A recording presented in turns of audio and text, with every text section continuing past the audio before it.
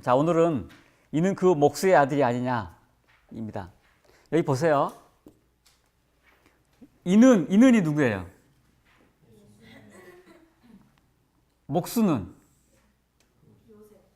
예, 목수는 많았죠. 목수는 많았어요. 근데 그 목수니까 이게 뭐 요셉이겠죠? 아들, 요셉의 아들.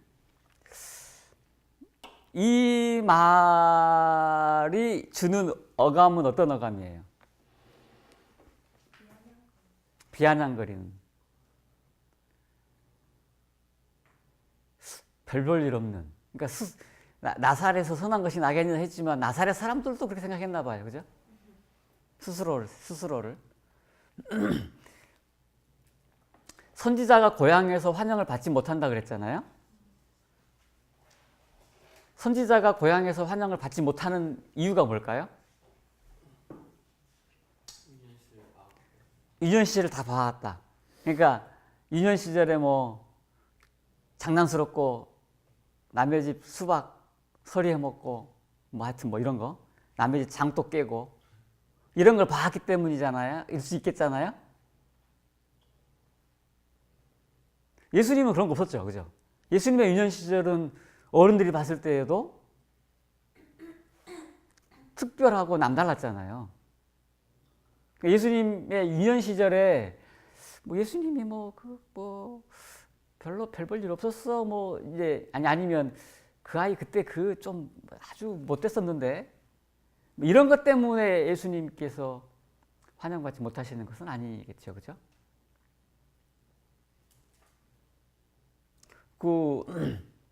제가 저번에 잠깐 얘기했었잖아요. 제가 어디 남쪽 지역 어디 갔더니 어떤 사람들은 그 대통령을 두고 막 뭐라 그러고 독재자라고 그러고 어떤 분들은 그 대통령을 두고 아주 그 시대에 꼭 필요했던 사람이라고 그런다니까요.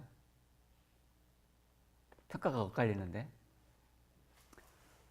역사 객관적으로 어떤 분들은 굉장히 좋지 않게 평가하는 사람이라 할지라도 그 동네 사람들은 어떻게 해요? 대통령이었다고? 아주 이렇게 존경한다니까요. 예수님이 존경받지 못하는 이유는 예수님이 어린 시절이 막 이렇기 때문은 아닌 것 같아요. 한번 살펴보십시다. 무슨 이유인가?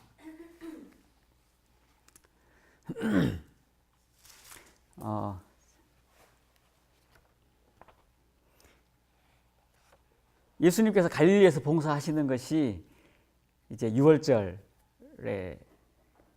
두 번째, 세 번째 6월절 사이인데 우리가 요한의 투옥과 죽음했잖아요. 요한의 투옥과 죽음에서 시대소망은 대체로 예수님의 행적의 시대순을 따르긴 했지만 정확하게 따른 건 아니에요. 그러니까 특별히 요한과 투옥과 죽음 사이에 굉장히 많은 일이 있었어요. 근데 그걸 그냥 한꺼번에 주제별로 묶어놓은 거예요. 요한이 언제 죽었어요? 요한이 죽은 때는 보시면 우리 시대서 목차 볼까요? 시대서 목차에서 여기가 22장 요한의 투옥과 죽음이고 우리가 지금 목수의 아들이냐 하죠. 요한이 죽은 때는 여러분들이 발표할 해변에서의 부르심, 레이마테, 안식일, 산상수훈, 믿음으로 만짐, 너희가 먹을 것을 주어라. 여기까지예요. 여기. 이 부분이에요.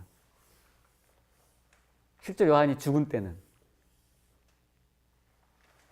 그러니까 여기 보면 너희가 먹을 것을 주어라 직전에 와서 잠깐 쉬어라라고 하는 부분이 있잖아요. 와서 잠깐 쉬어라. 이 부분의 전까지 이 직전에 그러니까 요한이 죽고 와서 잠깐 쉬어라 이 부분 보면 어떤 내용이 나오냐면 침례 요한의 제자들과 함께 같이 갔어요. 실망당한 침례 요한 제자들과 함께. 우리 요한 투옥과 죽은 부분에 무슨 내용이 나오냐면 야 나는 감옥 속에 있는데 저는 세리와 죄인들과 함께 먹고 마신다라는 내용이 나와요. 그래서 그것이 요한에게 시험이 됐다 그랬잖아요. 그 부분이 여기에요. 레이마테. 세리와 함께 먹고 마신다 이 부분. 그러니까 상당 부분 이 중간에 지금 이 갈릴리의 봉사가 있었다고 하는 것 그 다음에 이제 갈릴리 봉사를 시작하실 때에 대한 내용이에요. 그러니까 다시 제가 이 말씀을 드리는 이유는 이 얘기가 침례요한이 죽고 나서 시작한 건 아니라는 거예요. 침례요한이 잡히고 나서 갈릴리로 물러나셔서 비로소 천국이 가까웠다 이렇게 말씀하셨다고 되어 있어요. 침례요한이 잡힌 걸 보고 갈릴리로 가신 것인데 이걸 보니까 침례요한에게 특별히 침례요한 제자들에게 그것이 마음의 시험이 됐던 거예요. 안식일에 회당에서 오면 장로들이 이렇게 성경을 뽑아가지고 하나씩 줬대요. 이렇게. 근데 예수님이 그래도 랍비라고 이제 제자들도 있고 그랬으니까 그래서 이제 성경을 읽도록 이렇게 초청이 됐대요. 근데 그 읽기 전에 앞에서 한참 메시아에 대하여 메시아가 오실 때가 됐고 우리가 이제 그분이 우리가 말한 대로 군주로서의 메시아가 곧 등장할 것이다라는 이야기를 막 하고 나서 예수님께 장로가 딱 뽑아서 주는데 두루마리 성경이 이사야였어요. 그 이사야 몇 장을 읽었어요? 그래서 예수님께서 61장의 내용을 펴서 읽으셨어요. 주의 성령이 내게 임하셨으니 이는 가난한 자에게 복음을 전하게 하려 하시고 내게 기름을 부으시고 나를 보내사 포로된 자에게 자유를 눈먼 자에게 다시 보게 함을 전파하며 눌린 자를 자유케 하고 주의 은혜의 해를 전파케 하려 함이라 책을 덮고 맡은 자에게 주고 이제 예수님께서 이걸 쭉 설명하시는데 그 입으로 나온 바 은혜로운 말을 기이 여겼다. 이게 누가복음 말씀이네요. 그죠? 예수님의 말씀 사람들이 정말 야 기이하다. 기이하다. 이렇게 쳐다보는 거죠. 이 사람들이 예수님의 말씀을 들으면서 거룩한 가마를 꼈대요. 거룩한 가마의 물결이 모든 장맥을 허물었다. 그래서 이 사람들의 반응이 그들의 심령이 성령으로 말미암아 감동을 받자 그들은 주께 대한 열렬한 아멘과 찬송으로 화답했다. 이것이 나사렛 사람들의 반응이었어요. 예수님께서 이 이사야 61장의 말씀을 선포하실 때에 예수님께서 바로 이것이 너희에게 응하였다라고 하는 말을 하고 나서 이 사람들이 생각이 막 복잡해졌대요. 뭐 자세한 설명이 성경에 나와 있지는 않습니다만 이 시대성경 보면 이 사람들은 포로되고 억눌린 것이 로마로부터의 압제 이것이 해방될 것에 대한 기대가 있었는데 예수님께서 말씀하실 때 이들이 느끼기에는 자기들이 무엇을 기대하는가라는 것을 느낄 때에 예수님의 주장에 대하여 생각하고 속구를 받았는데 아브라함 자녀들인 이스라엘 사람들이 물리적인 속박뿐만 아니고 죄의 속박을 당해서 죄로부터 해방되어야 되고 죄로부터 구원받아야 된다고 하는 그런 악의 권세로부터 구원받아야 될 죄수라고 하는 것으로 드러났기 때문에 이 사람들의 자부심이 손상을 입었고 그 다음에 표현하면 공포심이 났고 그 다음에 예수님이 이런 우리들의 마음을 다 샅샅이 다 훑어보고 통찰 뭐라 그러죠? 다 꿰뚫어 보셔서 우리의 죄를 정말로 이거 다 드러나야 되는 거 아니야? 드러내야 되는 거 아니야?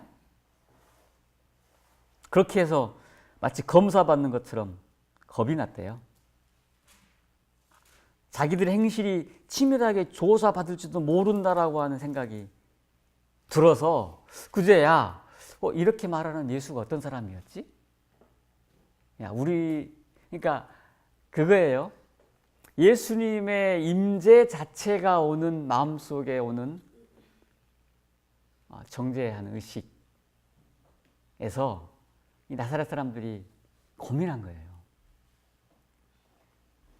예수님이 만약에 군주로서 뭐 하겠다 그러면 나사렛 사람들이 우리 동네에서 대통령이 나온다 그러면 그거 반대할 사람이 있어요, 없어요? 그 사람의 도덕성과 상관없이 찬성할 거 아니겠어요? 그럴걸요? 그럴 거예요. 그 사람의 과거의 경력이나 직업이나 이런 것과 상관없이 적어도 그 동네 사람들은 환영한다니까요. 맞죠? 뭐 고등학교만 졸업한 대통령이라고 서울 사람들은 그 시골 대통령 누구를 막 이렇게 비아냥거릴 수 있고, 뭐 미국 대통령이라 할지라도 백인 사회에서는 흑인 대통령에 대해서 뭐 이렇게 말은 하지 않지만 그렇게 낮게 볼 수도 있을지 몰라도 적어도 그 동네 사람들, 뭐 케냐가 됐건 어디가 됐건 그 동네 사람들은 그 사람이 도덕성과 상관없이 그런 지위에 올랐다는 것만으로도 뭐라고요? 환영해요, 환영. 예수님께서 여기서 환영받지 못하는 이유는 권세, 권위, 군주로서 오시는 그런 분이 아니고, 그런 분이면 얼마든지 환영하겠는데, 그러면은 얼마나 더 멋있어요. 뭐 그냥 그 집 청소부 아들이었는데 이렇게 뭐 판검사가 됐다더라. 이건 오히려 더 드라마틱해요. 그러니까 목수 아들인데, 야, 이 유대 알고 보니 다윗의 혈통이었고, 우리한테 같이 살았던 사람이 실은 다윗의 왕족이었대. 뭐 하다못해 보세요. 김일성도 얼마나 김일성을 뒤에서 많이 막 이렇게 뭐 민족의 뭐 태양 이렇게 한 것처럼 얼마나 그걸 뭐 백두혈통이라고 막 없는 이야기 만들어내요. 예수님께서 오신 이유가 이 사람들에게 전혀 달랐기 때문에 그것이 불편했던 거예요. 그러고 보니까 이 목수 아들이 우리한테 죄로부터의 자유를 운운할 자격이 있어? 생각이 이렇게 간 거죠.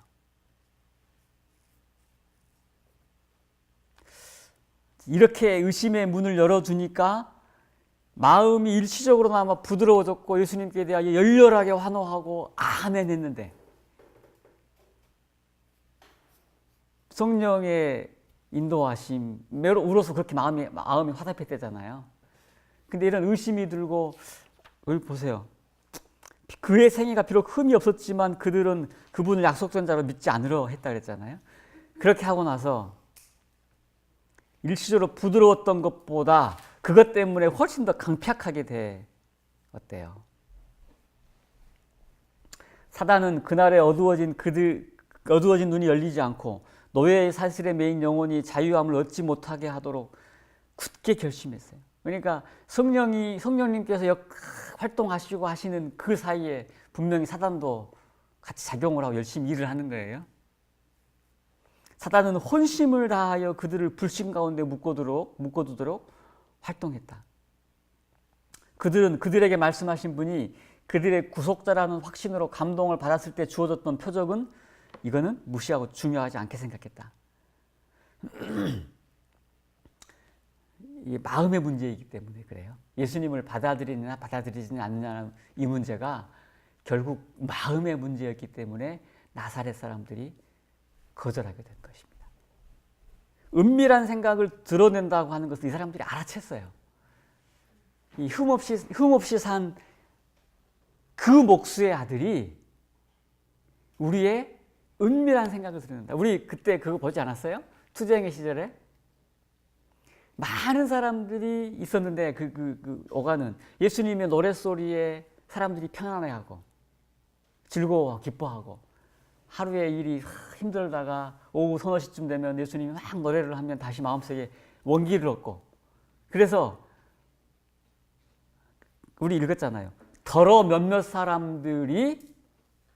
몇몇 사람들이 더러 예수님과 함께 있고 싶어 했다 그랬어요. 근데 많은 사람들이 어떻게 했다 그랬어요? 예수님을 피했다 그랬죠. 왜 피했다 그래요? 예수님과 같이 있으면 내가 죄되고 내 마음속 이심이 가득하고 내가 시기, 질투, 다른 사람을 미워하는 마음이 가득한 것이 대조가 돼서 너무 드러나기 때문에 피하고 싶었다는 거죠. 예수님께서 이제 구약에 있는 이야기를 하십니다. 사렙과 과부, 엘리야 시대의 사렙과 과부, 엘리사 시대의 나만 문둥병자가 낳은 이 이야기를 하시면서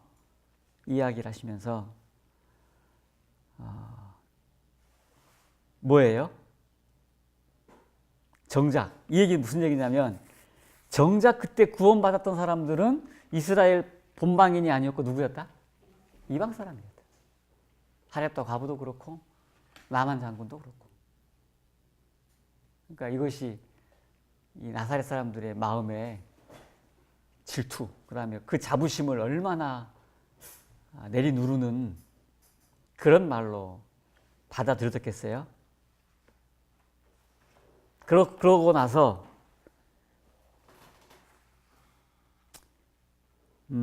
보세요. 예수님의 말씀은 그들의 독선을 뿌리째 흔들고 그들이 하나님을 떠났으며 그분의 백성이라고 주장할 권리가 상실되었다는 그 쓰라린 진리를 그들에게 역설했다. 그들의 참된 상태를 칼처럼 잘라놓은 모든 말씀이 그들 앞에 제시되었다. 참된 우리의 진짜 모습이 그대로 드러나게 되었을 때 그때 우리가 하나님 앞에 어떤 자세를 취하는가가 우리의 영원한 미래를 결정한다는 것이에요. 근데 나사렛 사람들 어떻게 했다 그래요? 믿음을 조롱했대요. 비아냥거리고. 이게 조롱이에요, 조롱. 비아냥거리고 조롱하고. 그들의 불신은 악의를 낳았다. 사단이 그들을 지배하였으며 그들은 분노하고 구주를 대적하여 고함을 질렀다. 얼마나 이게 짧은 시간 안에 극적인 변화예요. 그죠? 예수님께서 이사야 61장을 앞부분을 읽었을 때만 해도 열렬하게 화답하고 아멘 했다니까요. 근데 지금은 어떤 상태예요? 고함을 질렀대요, 고함을. 그러니까 이게 예수님께서 3년 반 사셨던, 그죠? 3년 반 사셨던 이 생애를 아주 응축한 것인지도 몰라요. 보세요. 어디까지 가요? 예수님을 벼랑으로 막 몰고 가요. 어떻게 하려고? 죽이려고. 마치 유대인들이 십자가로 예수님을 몰고 갔듯이 벼랑 끝으로 예수님을 몰고 가시는데 여기에 악한 천사만 있는 게 아니고 하나님의 선한 천사가 있어서 이렇게 피하게 하셔서 그냥 갑자기 사라지시고 걸어가셨어요. 여기 천사들이 우리와 함께 하신다라고 하는 말씀이 여기 보증이 여기 있죠. 그죠? 하나님을 사랑하는 모든 사람을 구출하기 위하여 그들 주위에 진치고 있는 하늘 군대를 우리가 바라보기를 원하신다.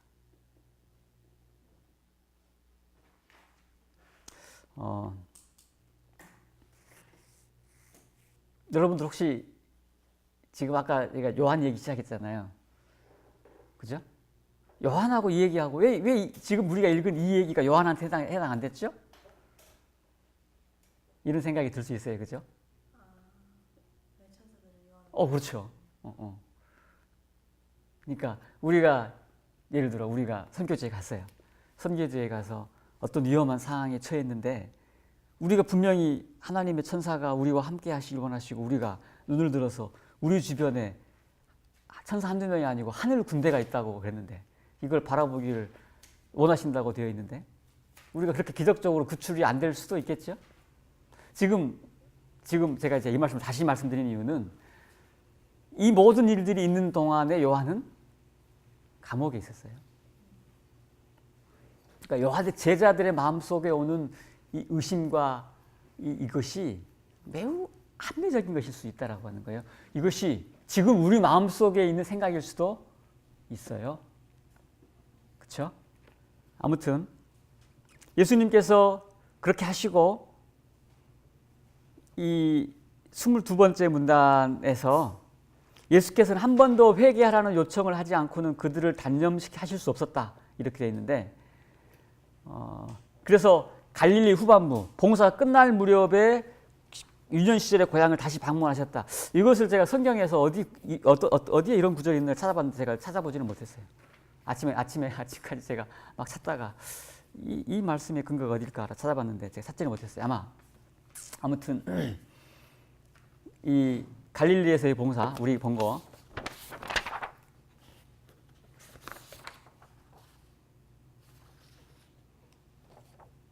요한의 투옥과 죽음에서 여기가 이제 갈릴리에서 봉사인데 요한의 투옥과 죽음이고 여기는 투옥이고 죽음은 이 뒷부분이었죠. 죽음은 이 뒷부분이에요. 그러니까 이 사이에서 한 번 더 나사렛에 방문하셔서 하셨는데 그때의 나사렛 사람들은 다시 예수님의 말씀을 듣고 감동을 받았는데 이번에도 그들은 그들 가운데 살아났던 이 사람이 그들 자신보다 더 훌륭한 다른 사람이라고 인정하려고 하지 않았다. 그래서 예수님께서 더 이상 나사렛에 더 가지 못하셨는데 그들의 불신 때문에 구주께서는 그들 가운데서 많은 이적을 행하실 수 없었다. 단지 몇 사람의 심령만이 그분의 축복을 받기 위하여 열려 있었을 뿐이었으므로 예수께서는 마지못하여 그곳을 떠나고 다시는 돌아오지 않으셨다. 예수님께서 마지못해서 그들 떠나고 다시 돌아오지 않으셨다. 참 슬픈 모습이에요. 그죠? 우리가 예수님께 대하여 이렇게까지 극적으로 환영하다가 극적으로 반대하게 된 이유가 여러분 뭐라고요? 예수님께서 우리 마음속에 드러내는 우리의 죄와 적나라한 모습에 대하여 우리가 그걸 어떻게 받아들이는가예요. 어떤 태도로 받아들이는가. 첫 거절은 곧 종말의 시작이었다. 진리는 그리스도의 시대에 인기가 없었다. 진리는 현대에도 인기가 없다. 사람들은 마치 유대인들이 그들의 유전에 대해서 그랬던 것처럼 이런 이론과 교훈에 집착한다. 영적 자만에 가득 차 있었다. 이기적인 편견으로 이해력이 어두웠기 때문에 그들의 죄를 깨닫게 하는 그리스도의 말씀의 능력을 그의 생애의 겸비함과 조화시킬 수가 없었다. 28번째 문단에 보면 우리가 하는 질문들이에요. 예수님께서 보이신 이 세상에서의 모본들이 있잖아요. 참된 위대성은 외관적인 장식이 없이도 가능하다. 참된 위대함은 겸비와 섬기는 것이다. 예수님께서 우리에게 보여주시는 하늘나라의 원칙은 이 기독교의 역설이라고 표현하시대요. 낮아지면 높아지고 죽으면 살고 먼저 된 자가 나중되고 나중된 자가 먼저 되고 하는 이야기들. 이 히트송 보시면 여러분들 그런 게 많이 나와요. 위대함은 참된 위대함은 겸손이다. 어디 보면 그런 표현도 있어요. 애통은 많은 사람들이 산상 부분에 나와요. 많은 사람들이 애통에 대하여 유약한 것이고 약한 것이라고 말하지만 우리가 진정으로 죄에 대하여 애통하는 것은 능력이래요. 능력. 이런 표현들이 나와요. 우리가 낮게 평가하는 것, 하찮게 우리가 주목하지 않는 그런 가치들에 대하여 예수께서는 그것이 정말 높은 가치, 하늘의 가치로 하셨단 말이에요. 우리가 이 세상에서 그런 가치들을 정말 우리가 주목하는가 하는 거예요. 여러분 오늘 제가 한번 해보라고 하는 거 있잖아요. 예수님께서 우리에게 보이신 가치를 한번 생각해 보세요. 이걸 정말 내가 예수님처럼 이렇게 되기 원하는가? 제가 어느 한 목사님 책을 하나 샀는데 여러분들에게 선물 주려고 오늘 시험 이제 개신교 목사님이에요. 이제 제가 책을 쭉 찾아보니까 예수님과 동행 뭐 이런 건데 그분이 말하는 게 아니고 출판사에서 책을 팔려고 밑에다가 막 쓰잖아요. 이렇게. 거기 이렇게 써 있어요. 24시간 예수님과 동행하기 원하는 목사.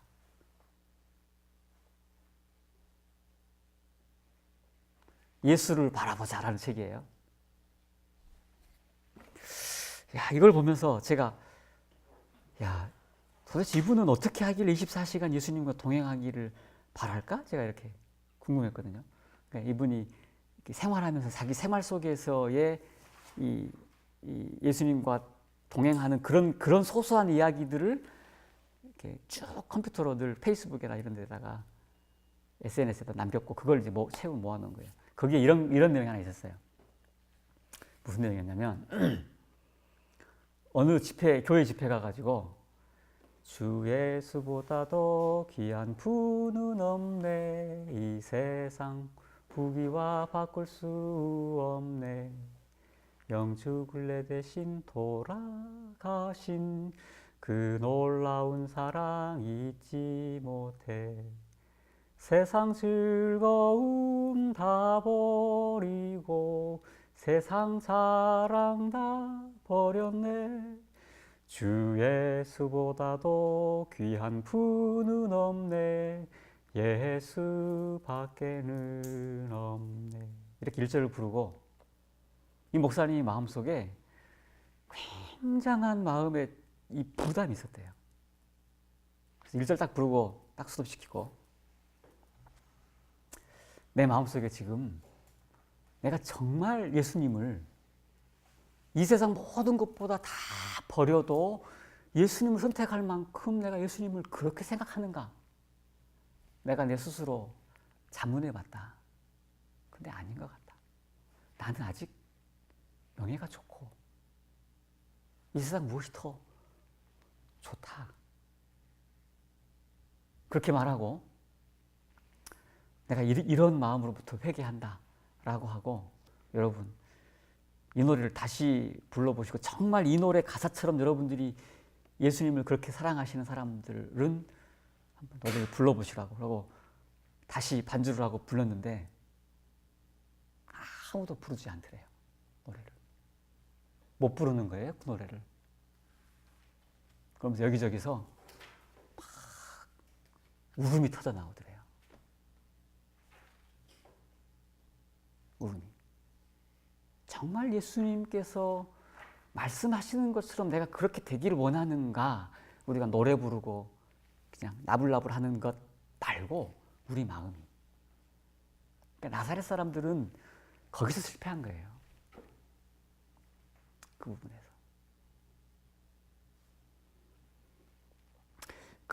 그분은 사람들 가운데서 흠없는 완전한 모본으로 생애하셨다. 그분의 책망할 것 없는 어느 생애가 그들의 마음을 환히 비췄다. 예수님의 신실성이 그들의 불신실을 드러냈다. 그것은 외적인 경건의 공허함을 드러냈고 그 죄악의 중악성을 그들에게 나타내 주었다. 이와 같은 빛은 환영을 받지 못했다. 빛에 대해서 우리가 환영하느냐 환영하지 않느냐 우리가 빛 가운데 들어가고 그 빛에 우리 안과 밖이 다 드러나는 것에 대해서 우리가 겁내하지 않고 그럴 때 하나님 앞에 납작 엎드릴 수 있는가? 우리가 이런 하늘에 대한 예수님에 대한 진짜로 배우고 싶어하는 마음, 따라하고 싶어하는 마음이 없으면 이제 합리적인 질문을 하는 거예요. 28번째 문단처럼 만일 그들이 주장하는 대로 그런 사람이라면 왜 그렇게 그가 겸손한가? 그가 군사력이 없는데도 만족한다면 그들 국가가 어떻게 될 것인가 도대체? 마치 뭐 집총 거부하고 그러면 안식일날 국방의 의무를 다하지 않으면 어떻게 될 거지? 이런 질문들 있잖아요. 오랫동안 고대해왔던 권세의 영광이 어떻게 열국의 유대인들을 도성에 예속시킬 수 있을까? 위대한 종교 지도자들이 어떻게 오류에 빠질 수 있지? 이런 질문들을 이 사람들이 계속 하고 나서 야, 도저히 그럴 수 없다. 그렇게 하고 예수께서 제시하시는 그 참된 겸손과 참된 위대함의 가치, 하늘의 가치를 그 빛을 거절하는 거예요. 맨 마지막 문장 보면 이런 문장도 있어요. 보세요. 만약 그리스도께서 바리새인들에게 주의를 돌려서 그들의 학식과 경건을 칭찬하셨으면 그들은 그분을 기쁨으로 환영했을 것이다. 야, 당신들 꽤 정말 괜찮은데? 좋아. 존중해줄게. 이랬으면 바리새인들이 환영했을 거예요. 침례요한도 마찬가지였어요. 침례요한한테도 바리새인들이 침례요한을 그때 이용하려고 그랬다 그랬죠. 내 편 만들어서 침례요한의 그 인기를 가지고. 자, 그 다음 중간에 문장 보면 그들은 자신들이 미워하고 배격하였던 바로 그 사람들에게 예수께서 관심을 두시는 것을 보았다. 이 사실은 그들의 교만한 마음에 최악의 감정을 격발시켰다. 우리 마음속에 사랑이 격발되냐, 최악의 감정, 미움과 죽이고자 하는 악의가 격발되냐라고 하는 것은 우리의 마음의 자세, 마음의 예수님의 가치, 예수님이 드러내시는 참된 의에 대하여 우리가 어떻게 반응하느냐, 우리의 자신의 드러난 죄에 대하여, 마음의 죄에 대하여 우리가 어떻게 굴복하고 인정하느냐, 이게 판가름 나는 것 같습니다. 우리가 어떻게 반응할까요? 예수님에 대하여. 예수님께서는 오늘 또 우리들에게 오셔서 우리에게 빛을 오셨어요. 하늘의 가치를 우리에게 보여주셨는데 우리가 이 하늘의 가치에 대해 정말 마음으로 그렇게 되길 원하는가? 오늘 오후에 시험 보시면서 달달달 외우는 것, 그건 내가 이제 여러분들에게 그거는 뭐 익숙해지라고 하는 것이고, 툭 쳐도 탁 나오게 익숙해지라고 하는 것이고, 예수님께서 우리에게 보이신 가치에 대하여, 모본에 대하여 우리가 정말 내가 이렇게 되길 원하는가, 그거 생각하시면서 마음속에 기억하시기 바랍니다. 마치겠습니다.